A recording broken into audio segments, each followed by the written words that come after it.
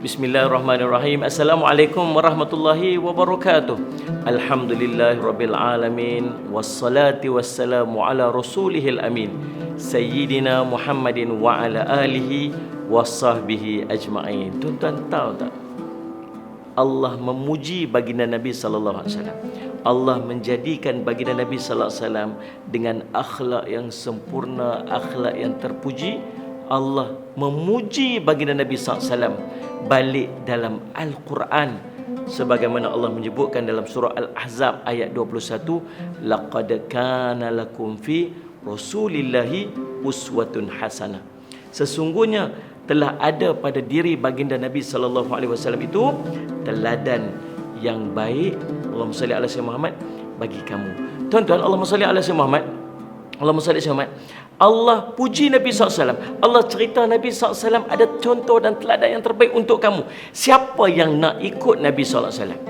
Bukan semua orang yang nak ikut Nabi SAW. Bukan semua Allah beri taufik untuk ikut Nabi SAW. Orang yang nak ikut Nabi SAW ni, Allah senaraikan dalam ayat, dalam susunan ayat tersebut pada perkataan berikutnya. Allah sebut, Allahumma salli ala sayyidina Muhammad liman kana yarjullaha wal yaumil akhir wa dzakarallaha katsira. Maksud dia apa? Allahumma salli ala sayyidina Muhammad bagi orang yang mengharapkan yakni rahmat dan kasih sayang Allah dan balasan kebaikan pada hari kiamat dan banyak menyebut nama Allah. Demikian kata Syekh Abdul Rahman As-Sa'di ketika mentafsirkan ayat ini. Allahumma salli ala sayyidina Muhammad. Dia menyebutkan, tuan-tuan, kita nak ikut Nabi SAW. Betul tak kita nak ikut Nabi SAW? Ada orang bersungguh-sungguh nak ikut Nabi SAW. Antara orang yang sangat bersungguh nak ikut bagi Nabi SAW ni, yang sampai dipanggil orang yang photostat Nabi SAW, ciplak Nabi SAW. Siapa? Abdullah bin Umar radhiyallahu anhu. Allah bin Umar radhiyallahu anhu ni sampai kata apa yang Nabi SAW buat semua dia nak ikut. Dan ada di kalangan kita yang bersungguh-sungguh untuk ikut bagi Nabi SAW.